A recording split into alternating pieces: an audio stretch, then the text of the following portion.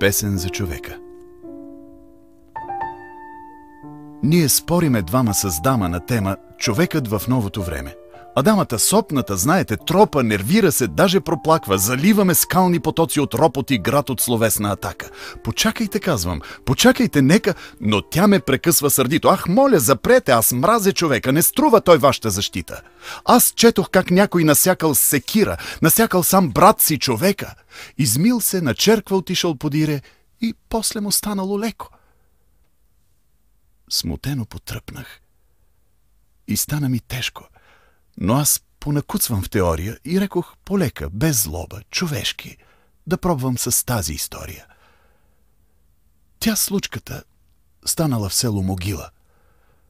Бащата бил скътал пари, синът ги подушил, вземал ги на сила и после баща си затрил. Но в месец или пък в седмица само властта го открила и съд. Ала в съдът не потупват по рамото, а го осъждат на смърт. Отвели тогава злодея злосторен, затворили този субект. Но в затвора попаднал на хора и станал човек. Не знае с каква е закваса заквасен, не знае и как е замесен, но своята участ от книга по-ясна му станала с някаква песен. И после разправял, брей, как се обърках, и ето ти тебе бесило, не стига ти хлеба, залитнеш от мъка и стъпиш в погрешност на гнило. И чакаш така, като скот в скотобойна, въртиш се в очите ти ножа. Ех, лошо светът е устроен, а може, по-иначе може. Тогава запявал той своята песен, запявал я бавно и тихо. Пред него живота изплаввал чудесен и после заспивал усмихнат. Но в коридора тихо говорят. Сетне секунда покой. Някой полека вратата отворил. Хора. Зад тях часовой. Някой от групата плахо и глухо казал му: хайде, стани. Гледали хората тъпо и кухо сивите влажни стени.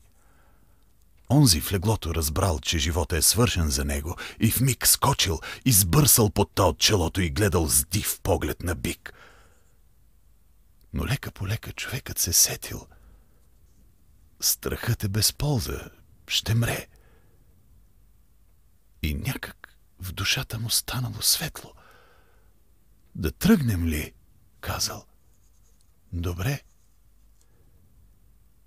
Той тръгнал. След него те тръгнали също и чувствали някакъв хлад. Войникът си казал: веднъж да се свърши. Загазил си здравата, брат. В коридора тихо говорят. Мрак се въглите таи. Слезнали после на двора, а горе вече зората блести. Човекът погледнал зората, в която се къпела с блясък звезда, и мислил за своята тежка, човешка, жестока, безока съдба. Тя, моята, свърши. Ще висна обесен. Но Белким се свършва с мен. Животът ще дойде по-хубав от песен, по-хубав от пролетен ден. Споменал за песен и нещо се сетил. В очите му пламък цъфтял.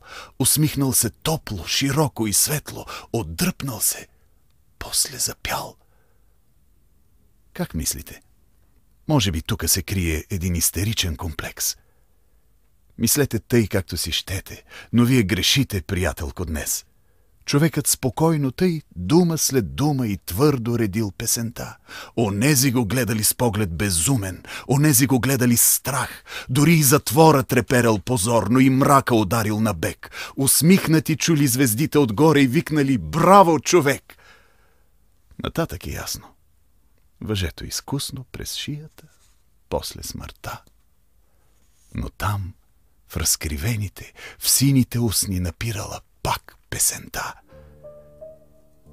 И тук започва развръзката, значи. Как мислиш, читателю, ти?